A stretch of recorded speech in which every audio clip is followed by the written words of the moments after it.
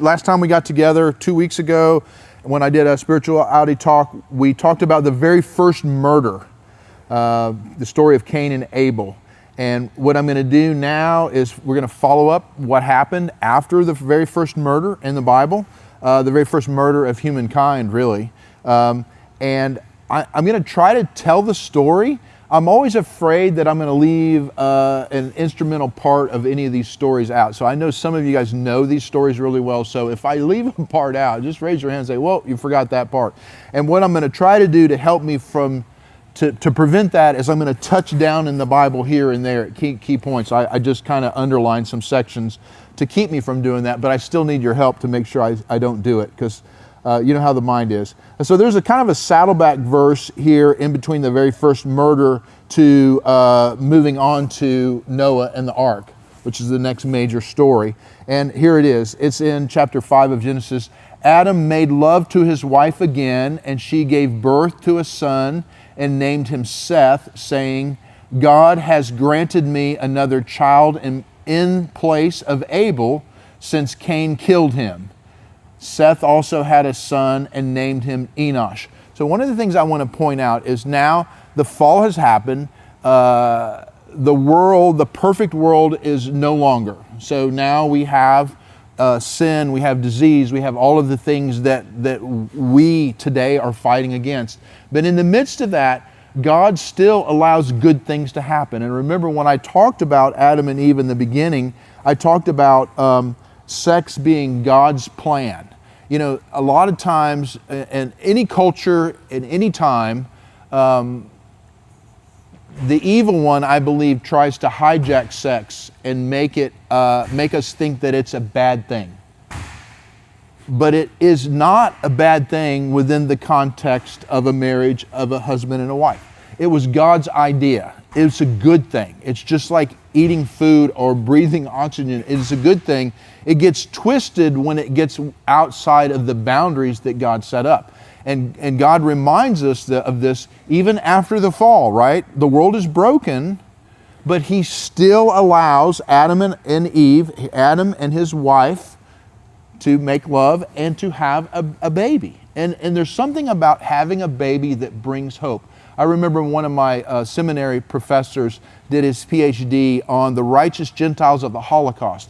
And he talked, it's an amazing book. If you ever want to read a book, that's one of my top 10. It'll break your heart. But it's an amazing book. And in there, I remember stories of some of the Jewish people being in hiding in the wilderness, you know what I mean? And the woods. And they would have a baby. And it would just bring hope. You know, I mean, even it's like the worst time in history to have a baby, right? But even in the midst of how bad it is, there's hope. So God's always bringing hope. He's bringing it back into our story. Their story then, our story now. And we need to recognize that. So at that time, people began to call on the name of the Lord. So it's interesting. You're going to see this circle all through the Old Testament, all through the Bible. God does something good. He would say, nah, I'm not interested in that. I'm not interested in your boundaries. I'm going to do it my way. And then there are some horrible consequences to that, right? Johnny as law enforcement, you guys as law enforcement, you know, what you're dealing with is you're dealing with people who want to break the rules and say, no, the laws of this society don't apply to me. And then you have to bring them back and say, yes, they do. And if you keep doing that, there are going to be some consequences. And then that's the whole point of our civilized society. At that time, people began to call on the name of the Lord. So God does something good. People choose to do something bad. Then God does something good, and people do something good and start following the Lord again, right? And then they decide, hey, this is not enough for me. I'm going to break the rules. And then it's just that cycle. It just keeps coming on over and over all throughout the Bible. All right, so a bunch of generations go through. I started counting them, but who cares? It's just a lot of generations, right? And we get to verse 21 of chapter 5, and there's this other guy on here called Enoch. So the one earlier was Enosh. They're similar names, but different people. It says in verse 21, when Enoch lived 65 years, he became the father of Methuselah. After he became the father of Methuselah, Enoch walked faithfully with God 300 years and had other sons and daughters. Altogether, Enoch lived a total of 365 years. Enoch walked faithfully with God, then he was no more because God took him away. Now this little verse, I mean, it's just hidden in all of these chapters of the Old Testament. It's easily forgotten about, but I like it. I like it because it reminds me that God can work outside of my framework of life. Like, it's easy for me as a human just to think this is the way God always has to do things. I mean, my little mind, I like to have my own little kingdom, my own little universe. But this verse reminds me that God can work outside of what I think is possible. And he does.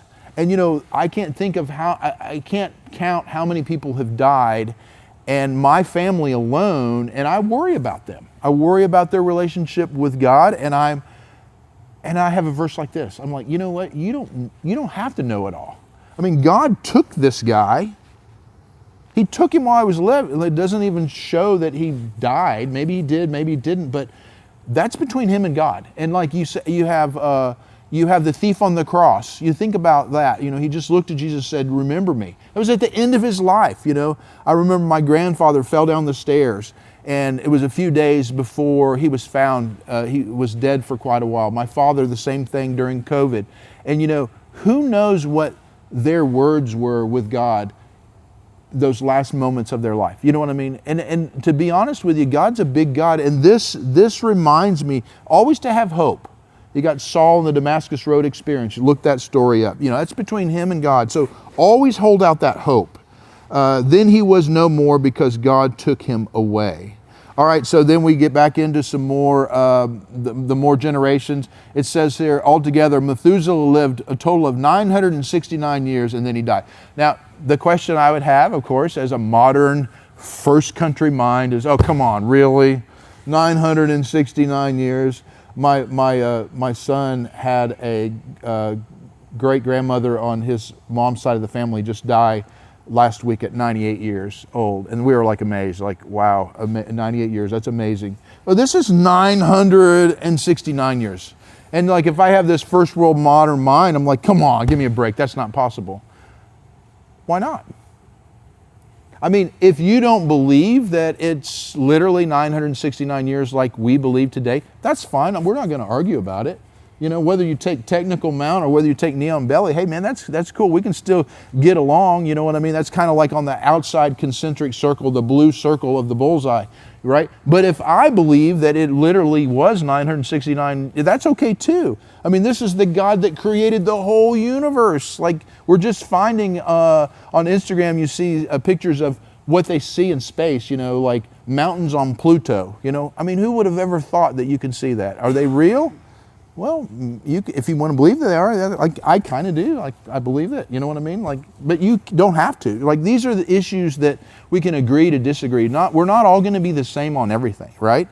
And that brings me to another point, like evolution. All right. Now, hear me clearly. I do not believe that Matt came from a tadpole. There's a difference between Matt and a frog, right? There's a difference.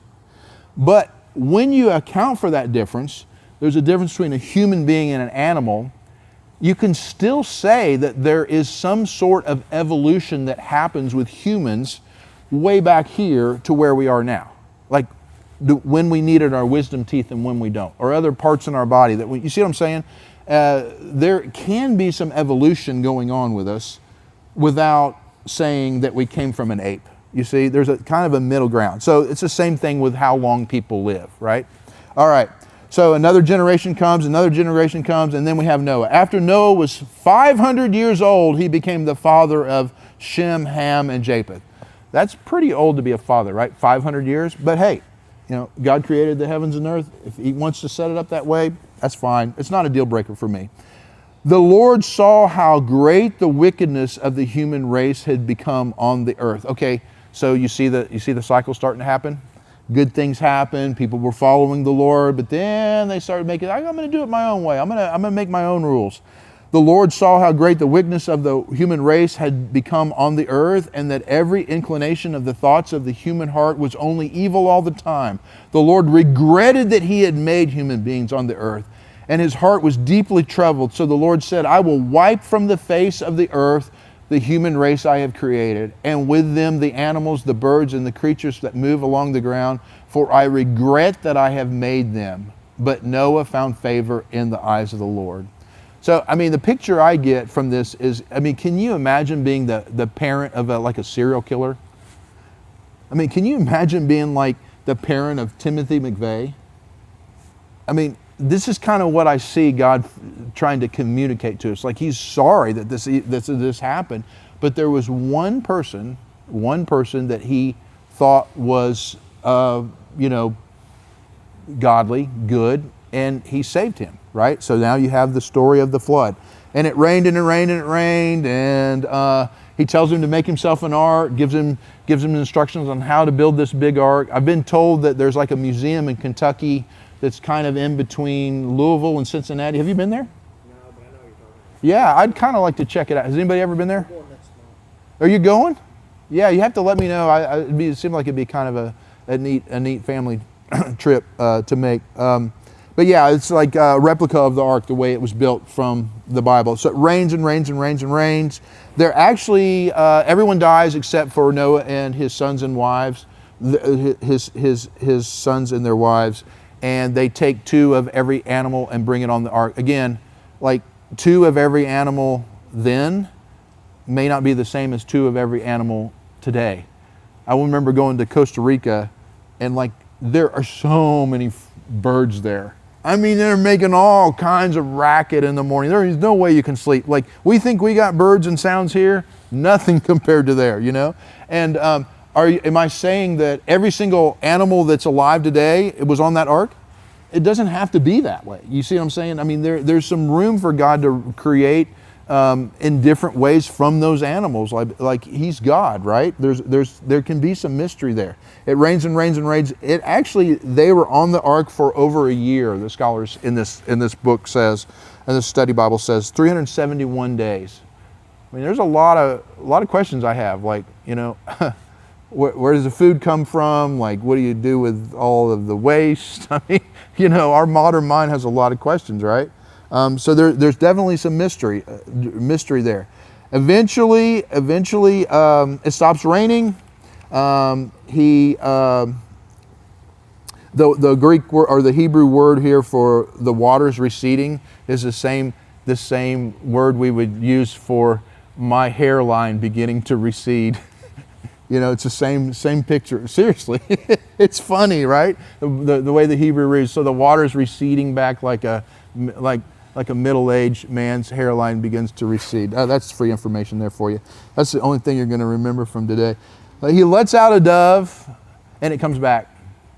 He lets out another dove. It doesn't come back. He realizes that the waters have receded enough to where there is dry land, right? And then all of the animals come off the ark. What's really important in verse 20 is that once they step off the ark, Noah builds an altar to the Lord, and he thanks God for bringing him through that.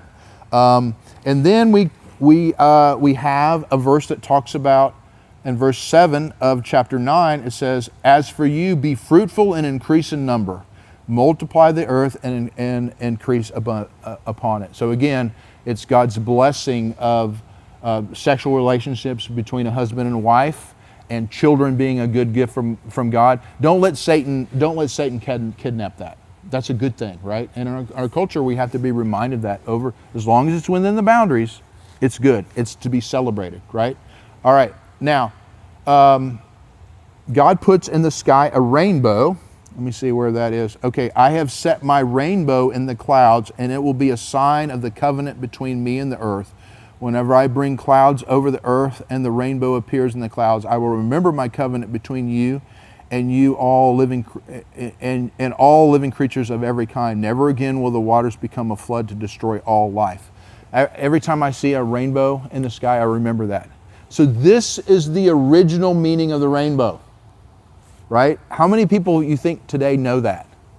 I Googled how many different symbols, or I mean, how many different meanings the rainbow has to different generations. And you have to Google it sometime. Like, it means so many different things. It's been used in so many different ways. Whereas in the last 20 years, we only think of one way, right? But according to the Bible, the original meaning of the rainbow is a rainbow of peace. Hey, starting over, God blessing us. And to be honest with you, the best summary of the rainbow, in my opinion, is from a children's Bible. This is the best children's Bible out there. I used to read this to my kids.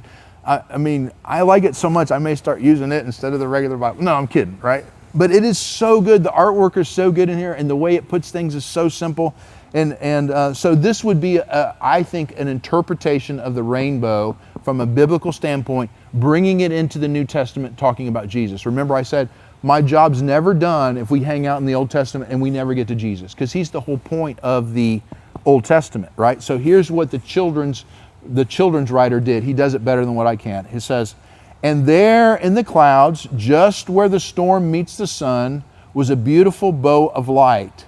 It was a new beginning in God's world. It wasn't long before everything went wrong again, but God wasn't surprised. He knew this would happen. That's why before the beginning of time, he had another plan, a better plan. A plan not to destroy the world, but to rescue it. A plan to one day send his own son, the rescuer.